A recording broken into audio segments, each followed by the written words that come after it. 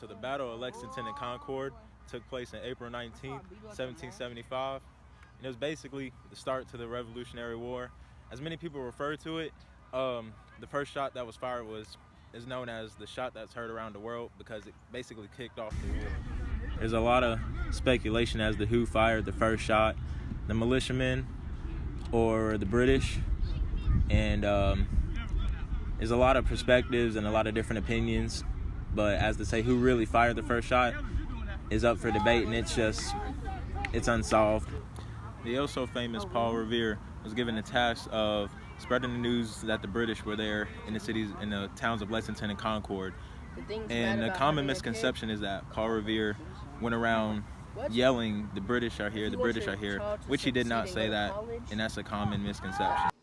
In the Battle of Lexington and Concord, there was a total of 93 American casualties and 300 British casualties in honor of an American victory.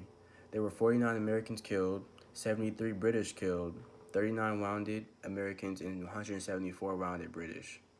Another very interesting fact from the Battle of Lexington and Concord was that Paul Revere never shouted out, "The British are coming."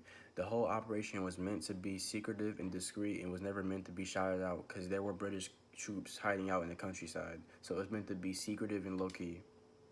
The event that led to the first fire was unknown and unclear and never actually stated. It's believed that colonists were leaving the scene because they were outnumbered by the British troops, and as they were leaving, somebody shot a gun or shot a shot, and that started it all. The person who shot the first shot is still unknown to this day, but it is known that after that shot was fired, 8 colonists were dead and only 1 British soldier was wounded. Overall, the Battle of Lexington and Concord was fought on April 19, 1775, and it kicked off the American Revolutionary War. Tensions had been building for many years between residents of the 13 American colonies and the British authorities, particularly in Massachusetts. This battle resulted in an American victory and will be known in history. As you can see in this map, the battle slowly started from left to right, starting at Concord.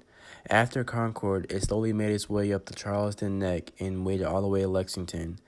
After Lexington, it slowly made its way going down all the way to the pier next to Cambridge and Boston. There is where Relief Party departed and Boston had to leave. Some of the many combatants of the Battle of Lexington and Concord were the British troops and the militia of Massachusetts. Some of the generals were Colonel Smith, Major Pitcairn, and Lord Percy commanded the British troops.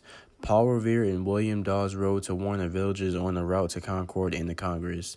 Militia was commanded by Barrett, Buttrick, and Robinson, and many others. The size of the armies at the Battle of Lexington and Concord were 1,800 British. American numbers were unknown. The British were armed with muskets and bayonets. Some light guns were used. The American militia was armed with muskets, blunderbusses, and any weapons they could find.